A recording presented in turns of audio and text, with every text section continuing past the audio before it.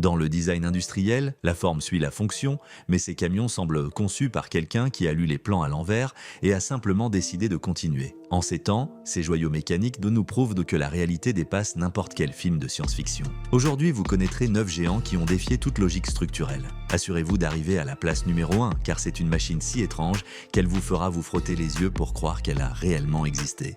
Commençons. Numéro 9. Dodge Airflow Tanker, États-Unis, fin des années 30.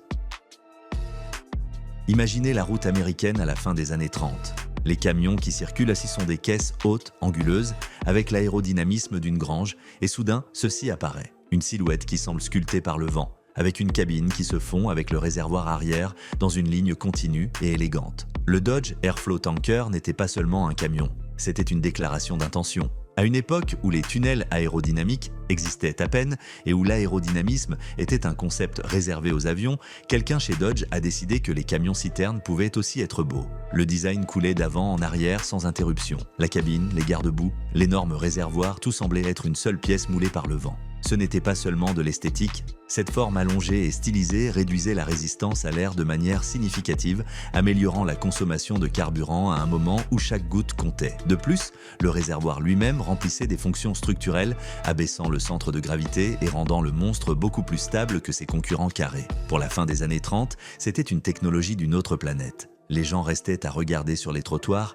comme si un vaisseau spatial passait. Mais le rêve a duré peu de temps. La Seconde Guerre mondiale a changé les priorités de l'industrie, les goûts ont évolué et ces merveilles ont fini par travailler jusqu'à mourir, littéralement. La majorité a disparu, coupée en morceaux pour fabriquer d'autres choses, comme si le monde avait décidé d'oublier qu'un jour, les camions pouvaient être beaux. Aujourd'hui, voir un Airflow Tanker survivant donne l'impression de regarder un dinosaure élégant, une créature d'une époque où l'industrie se permettait encore de rêver. Et pour cela, il ouvre notre liste avec la dignité d'un précurseur de son temps. Numéro 8, Citroën U5, Citirama, France, années 50. Promenez-vous dans Paris au milieu des années 50. La ville est en train de se reconstruire, l'optimisme flotte dans l'air, et soudain vous voyez s'approcher quelque chose qui ressemble à une bulle de cristal sur roue. Ce n'est pas une illusion d'optique, c'est le Citroën U5 Citirama, un autobus touristique conçu pour une seule mission, que les visiteurs aient la vue parfaite sur la ville sans obstacle. Tour Eiffel, Notre-Dame, les Champs-Élysées, tout devait être vu à travers la plus grande verrière possible. Et ils y sont parvenus. L'étage supérieur était pratiquement un aquarium panoramique, avec plus de verre que personne n'avait jugé raisonnable jusqu'alors. De l'extérieur, il semblait élégant, futuriste, irrésistible. Les gens pointaient du doigt, prenaient des photos, souriaient. C'était une publicité roulante pour l'optimisme de l'après-guerre. Mais le problème, comme cela arrive souvent avec les idées trop brillantes, résidait dans les détails. La France des années 50 n'avait pas de climatisation dans les autobus. Le soleil, en traversant une telle quantité de verre, transformait cette bulle panoramique en une serre de haute température. Les touristes commencèrent le parcours fascinés, avec l'appareil photo à la main et le sourire aux lèvres, et ils le terminaient en fondant lentement, tout en essayant de profiter du paysage sans se déshydrater. Et pourtant, le Citirama est resté une icône car il représentait une époque où l'expérience valait plus que le confort. Si le véhicule était inoubliable, le sacrifice semblait acceptable. Mécaniquement, il faisait ce qu'il pouvait, traînant des tonnes d'acier et de cristal dans les rues pavées à un rythme tranquille. Ce n'était pas de la vitesse, c'était du théâtre. Un théâtre beau mais chaud dont nous nous souvenons aujourd'hui comme de l'une des expériences les plus audacieuses du transport de passagers. Numéro 7, DAF 3300 Space Cab, Pays-Bas, années 70. Pendant des décennies, la vie du camionneur de longue distance fut une leçon d'austérité.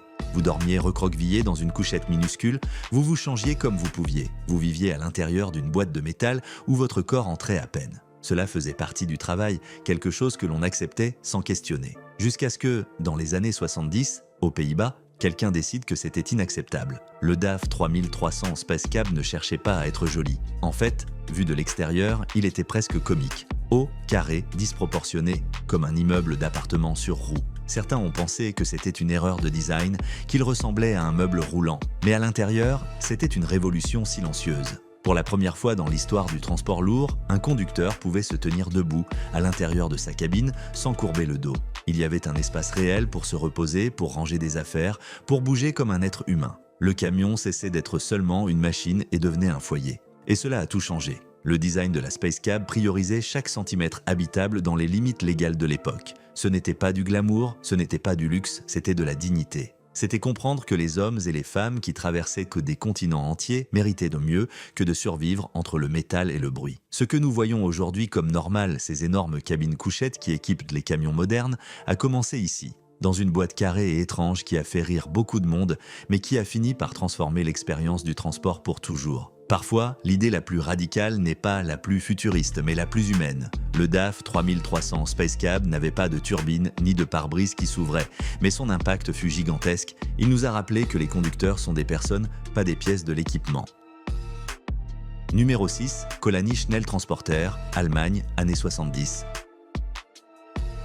Luigi Colani n'était pas un designer conventionnel. Sa philosophie était simple. La nature n'utilise jamais de ligne droite, donc les véhicules ne devraient pas non plus le faire. Lorsqu'il a appliqué cette idée au monde des camions, le résultat fut le Schnell Transporter, une créature qui ressemblait à une goutte d'eau géante sur roue. Il n'avait pas d'angle, il n'avait pas d'arête, il n'avait rien que le cerveau humain puisse associer à un véhicule de charge. C'était un insecte futuriste, une capsule spatiale fraîchement atterrie, une erreur de la nature mécanique. Et pourtant, derrière cette apparence extraterrestre, il y avait un objectif très sérieux. Ce monstre fut construit spécifiquement pour tester des pneus à haute vitesse. Sa forme, conçue de manière obsessionnelle pour couper l'air, réduisait la résistance aérodynamique de manière si extrême qu'il pouvait atteindre des vitesses impensables pour un camion traditionnel. Tandis que d'autres véhicules luttaient contre le vent, le Schnell Transporter le traversait simplement comme s'il n'existait pas. L'efficacité ne venait pas du moteur, elle venait de la forme. Le conducteur voyageait dans une cabine de type dôme, plus semblable à celle d'un chasseur qu'à celle d'un transport lourd. La visibilité était incroyable,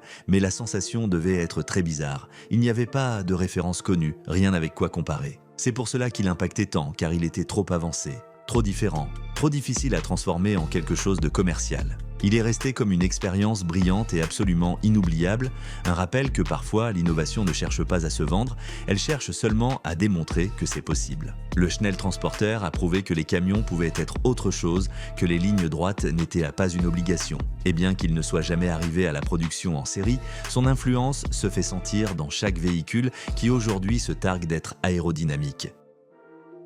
Numéro 5, Studebaker Coupe Express, États-Unis, années 30. Dans les années 30, un camion était un outil, bruyant, basique, sans concession au confort ou à l'esthétique. Et alors est apparu le Studebaker Coupe Express et il a complètement brisé le moule. De l'avant, il ressemblait à une automobile de luxe, digne de se garer devant un théâtre ou un restaurant élégant. Des lignes douces, une présence raffinée, des détails chromés soignés au millimètre. Rien dans cette calandre, dans ces phares, dans cette silhouette ne criait « travail lourd » jusqu'à ce que vous marchiez vers l'arrière et que vous tombiez sur la caisse de chargement. Le mélange était si naturel qu'il en était presque déroutant. Était-ce un véhicule de travail ou une voiture pour se promener le dimanche? La réponse était les deux. Et cette dualité fut ce qui en fit quelque chose de si spécial. À l'intérieur, le Coupe Express offrait des commodités impensées pour le monde utilitaire de l'époque. Des sièges plus confortables, une meilleure isolation, un tableau de bord qui semblait sorti d'une berline de haut de gamme.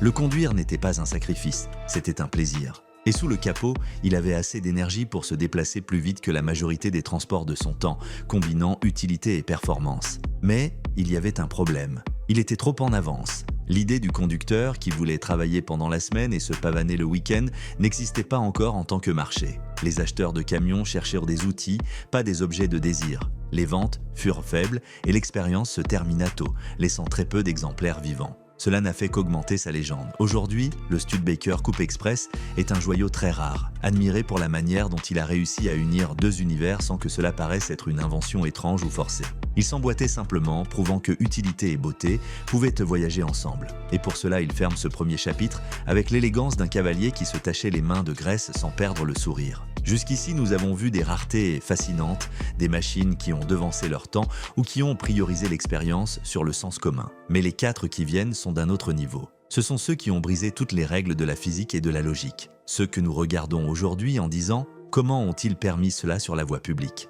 Et le numéro 1 n'est pas seulement étrange, c'est probablement la forme la plus absurde et brillante d'entrer dans un véhicule qui ait jamais été inventé. Numéro 4. Leyland Gas Turbine Truck, Royaume-Uni, années 60-70. Imaginez cette scène. Vous êtes dans votre voiture, arrêté à un feu rouge dans l'Angleterre des années 60. Vous attendez le bruit habituel du trafic, le cliquetis des moteurs diesel, la rumeur de la ville, et soudain, vous entendez un sifflement. Un son aigu, croissant, qui n'appartient pas à la rue. On dirait un avion se préparant à décoller, mais vous êtes au milieu d'une autoroute. Vous tournez la tête et vous le voyez. Un camion énorme, avec une silhouette conventionnelle, mais de l'intérieur duquel émerge ce cri de turbine. Vous ne rêvez pas. C'est le Leyland Gas Turbine Truck, et il est absolument réel. Pendant les années 60 et 70, plusieurs fabricants se sont convaincus que l'avenir du transport lourd n'était pas dans les pistons, mais dans les turbines. Fondamentalement, l'idée était d'arracher le moteur d'un avion et de le boulonner à un châssis de camion. Leyland, le grand espoir britannique, a surfé sur cette vague avec la conviction qu'il créait le standard du futur. Et sur le papier, l'idée semblait brillante. Un moteur à turbine a beaucoup moins de pièces mobiles qu'un diesel conventionnel, ce qui promettait une fiabilité extraordinaire et un entretien réduit. La marche était incroyablement douce, sans les vibrations caractéristiques des pistons, et de plus il avait un détail qui semblait magique. Il pouvait accepter pratiquement n'importe quel type de carburant, du kérosène à l'essence en passant par le diesel. En route, le Leyland se sentait puissant, moderne, presque spatial. Il pouvait maintenir des vitesses d'autoroute sans effort, avec une douceur qu'aucun camionneur n'avait expérimentée auparavant. Mais alors apparaissait la partie inconfortable de l'équation. La chaleur qu'expulsait une turbine n'est pas une blague.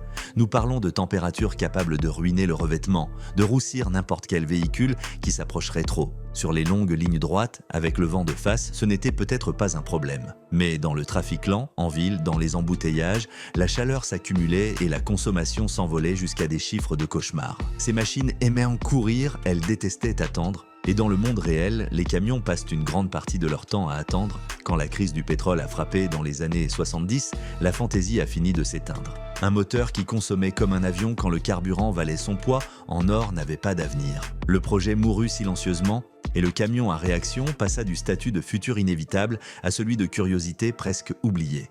Mais pendant un instant, pendant quelques années, il a semblé que les routes allaient sonner comme des aéroports. Et chaque fois que quelqu'un allume l'un des rares prototypes qui survivent, le monde s'arrête pour écouter ce sifflement impossible qui nous rappelle que le futur aurait pu être très différent. Numéro 3, Dodge Deora, États-Unis, 1965. Maintenant, nous voyageons aux États-Unis, au milieu des années 60, l'époque dorée du custom et de l'expérimentation automobile. Imaginez que vous êtes à un concours de véhicules modifiés et que vous voyez s'approcher quelque chose qui n'a pas d'explication. C'est une camionnette, mais elle n'a pas de porte. Vous marchez autour en cherchant une poignée, une ouverture, quelque chose, et vous ne trouvez rien. Vous pensez que c'est une maquette, un truc, quelque chose qui ne fonctionne pas. Jusqu'à ce que quelqu'un appuie sur un bouton et que tout le pare-brise, l'énorme pare-brise avant, se lève lentement comme l'écoutille d'un vaisseau spatial. Pour accéder à l'intérieur, vous devez grimper par le capot, tourner le corps et vous glisser vers le siège tandis que tous les présents vous regardent. Ce n'est pas une entrée discrète, c'est un spectacle public, une déclaration que ce véhicule ne suit les règles de personne. Ainsi était le Dodge Deora, l'une des créations les plus célèbres du légendaire designer Harry Bentley Bradley. Pour réussir cette cabine avancée, ce front propre, sans porte latérale, les créateurs ont fait quelque chose qui, dans les années 60, semblait directement de la science-fiction. Ils ont poussé le moteur vers l'arrière, créant une configuration centrale qui laissait le nez complètement libre. Le résultat était une silhouette qui ressemblait à une maquette impossible, un rêve de design devenu réalité. Et le plus incroyable est que cela fonctionnait. Il démarrait, tournait, se conduisait comme n'importe quel autre véhicule. Enfin, presque comme n'importe quel autre. Il n'était pas fait pour courir, ni pour travailler, il était fait pour vous laisser la bouche bée. Et il a si bien réussi qu'il a fini par gagner le prix le plus prestigieux du monde du custom, le Ridler Award, devenant une légende instantanée. Le problème, bien sûr, était évident. Personne ne veut commencer sa journée de travail en faisant de la gymnastique artistique sur le capot de sa camionnette. Pour l'usage quotidien, pour charger et décharger, pour monter et descendre constamment, cet accès était un cauchemar. C'est pourquoi il n'est jamais arrivé à la production, mais l'impact fut éternel. Chaque fois que le Dodge Deora apparaît dans une exposition, les gens restent figés en essayant de comprendre comment quelque chose d'aussi peu pratique a pu être aussi parfait. Et c'est que le Deora nous a appris quelque chose de fondamental. La beauté n'a pas à être pratique. Parfois, l'art existe seulement pour être admiré. Numéro 2, Bedford-Val, Royaume-Uni, années 60. S'il y a un pays qui s'y connaît en autobus étranges, c'est bien le Royaume-Uni. Les Britanniques ont porté l'art de transporter des personnes debout à des niveaux qui frisent le surréalisme. Mais le Bedford-Val décroche la palme. Cet autobus à 2 étages, conçu pour des routes de longue distance dans les années 60, cachait un secret que seuls les conducteurs connaissaient. Le siège du conducteur n'était pas à sa position habituelle, légèrement en retrait, protégé par la structure du véhicule. Non.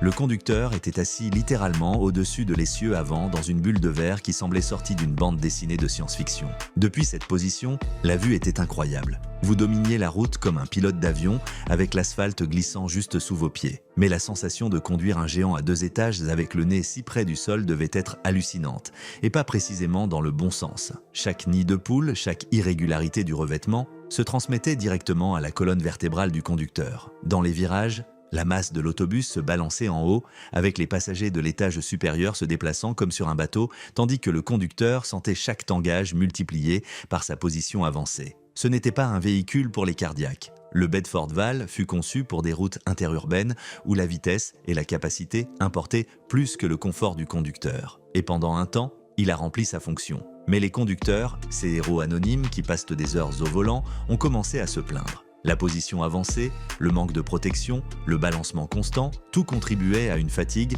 qu'aucun salaire ne pouvait compenser. Peu à peu, le Val fut retiré des routes les plus exigeantes, relégué à des services secondaires jusqu'à ce qu'il disparaisse finalement. Aujourd'hui, les quelques exemplaires qui survivent sont convoités par les collectionneurs, non pour leur praticité, mais pour leur rareté. Car le Bedford Val représente une époque où les designers essayaient des choses sans trop savoir où était la limite. Et parfois, comme dans ce cas, la limite était beaucoup plus proche qu'ils ne le pensaient.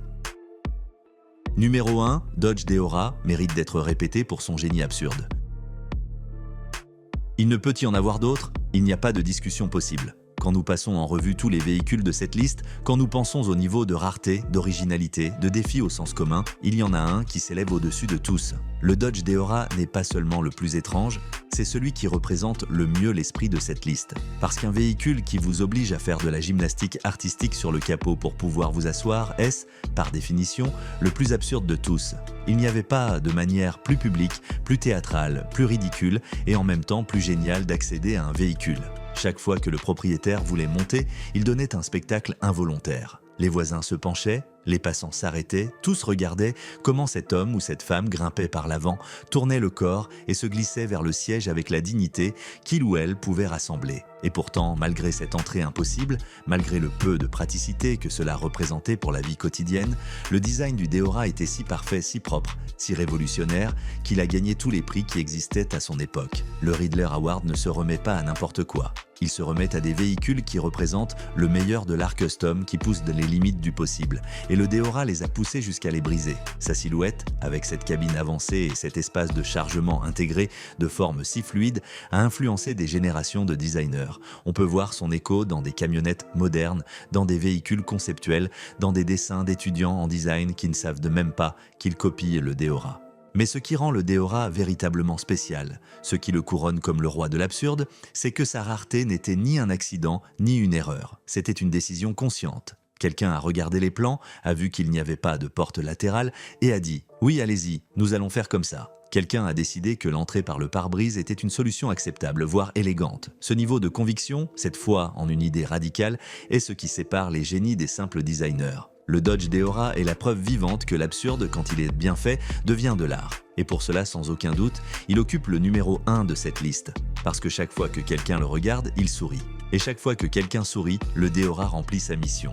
Depuis un camion avec moteur à réaction qui faisait fondre l'asphalte avec sa chaleur infernale, en passant par un pick-up qui vous obligeait à grimper par l'avant comme un équilibriste de cirque, jusqu'à arriver à cet autobus britannique avec le conducteur dans une bulle de verre sentant chaque nid de poule dans la colonne. Tous ces véhicules ont quelque chose en commun. Personne ne leur a dit « cela ne peut pas se faire ». Ce furent des expériences roulantes, des idées folles que quelqu'un a osé sortir de la table à dessin et mettre sur roue, même si tout le monde pensait qu'ils étaient fous. Certains ont échoué de manière retentissante, d'autres ont changé l'industrie sans que personne ne le remarque sur le moment. Et plusieurs seraient aujourd'hui impossibles à homologuer pour des raisons de sécurité qui n'existaient même pas lorsqu'ils furent construits. Mais l'histoire de l'automobile n'avance pas seulement avec des designs sensés et ennuyeux qui répètent des formules déjà prouvées. Elle avance avec des ingénieurs qui ont osé demander « et si nous le faisions à l'envers ?» avec des rêveurs qui ont regardé un problème et ont trouvé une solution que personne d'autre n'avait vue parce qu'elle était cachée derrière le conventionnel.